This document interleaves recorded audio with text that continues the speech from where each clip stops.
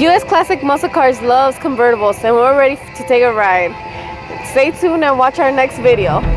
Don't forget to share and like. Hi, my name is Ed. This is my 1970 Cougar XR7. I live in Aurora, Illinois. I've had the car since 2007, and it didn't look like this when I got it.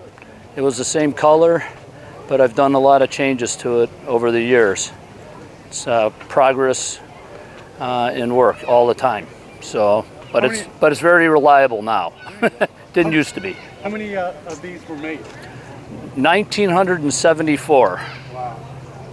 So you don't see them very often. There you go. There you go. And then tell me about the work that you've done.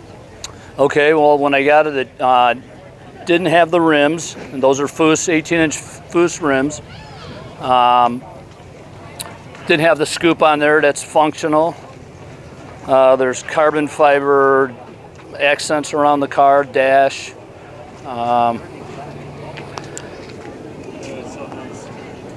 I've put coil over shocks in the front. For people that don't know what that means, tell the viewers what coil over shocks. Well, it's basically getting rid of just the regular shock absorbers and putting a more modern suspension on it, basically. And it makes it handle a lot better than they used to when they were stock. So the car actually didn't have these seats in there.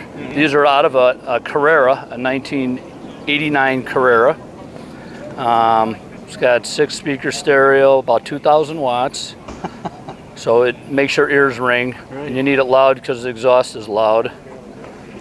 Right now you can see there's like a doggy seat in the back, which he loves the going. Cool. And then what are those different? Okay, so that's there's a 5-speed transmission right there. Autometer gauges. It's a Momo steering wheel. And then what was the color of the car originally? Oh, it was a red car. It was an automatic, and it came out of Simi Valley, California. All right. And I bought it on eBay, which was terrifying. How's the car to drive? It's a lot of fun. I mean, you get a lot of looks. You don't see these anywhere. Right. So. Was this roll bar part? Yeah, it was on the car. The guy that bought it from in Simi Valley, like I said, was president of a Cougar club out there, the Northern California club. So I was kind of confident when I bought it that it was done, you know, the things he said he did were done. Because you couldn't be the president of a club and, you know. Okay. So it also has shaved door handles if you look down the sides of it. Sure. And no trim on there. I'll open the hood now. Okay.